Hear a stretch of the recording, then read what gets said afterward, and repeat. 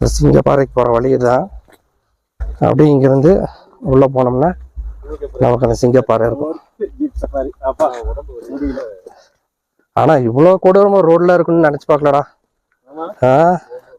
Road இவ்வளோ சிரமமாக of ரோடில் இருக்குன்னு. அப்படியே இன்னும் போயிட்டுருக்கு. இன்னும் உச்சி ஏறி போகணும்.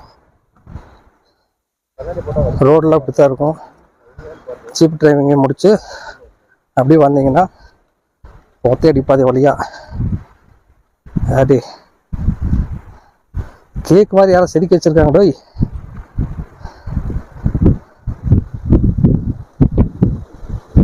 காற்று இருந்தாலுமே செம கூலிங் காற்று. அப்படியே இந்த பக்கம் வந்தோம்னா செம டீலா ஏட்டம் தான் பட்டாசு கிளப்புது.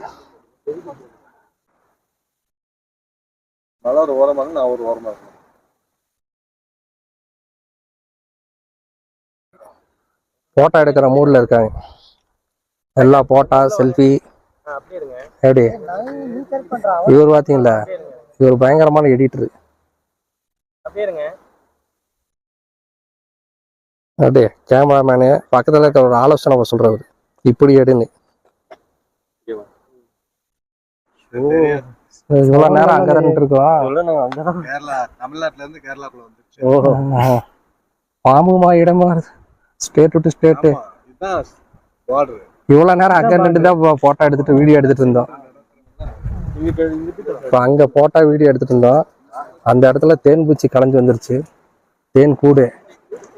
அதனால இப்ப ஓடி வந்து இங்க வந்து நின்று இருக்கிறோம்.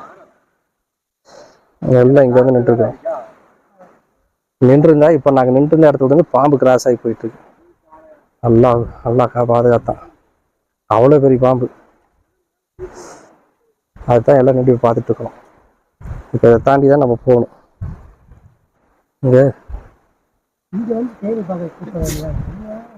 தேன் கூடு எவ்வளவு நேரம் கழிஞ்சு இப்ப கலையும் தெரியல. நம்ம போய் உள்ள போக முடியும்னு தெரியல. இப்ப கொஞ்சம் காத்து ஹெவியா வர கொஞ்சம் இதாயிட்டு. அது மாட்டிடுமாமா, டப்புனு வந்து மாட்டிக்குமாமா. அது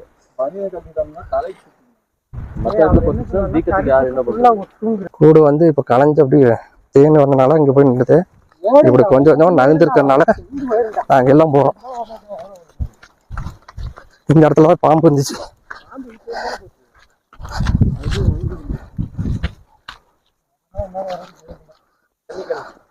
இனி போகணுமாடா?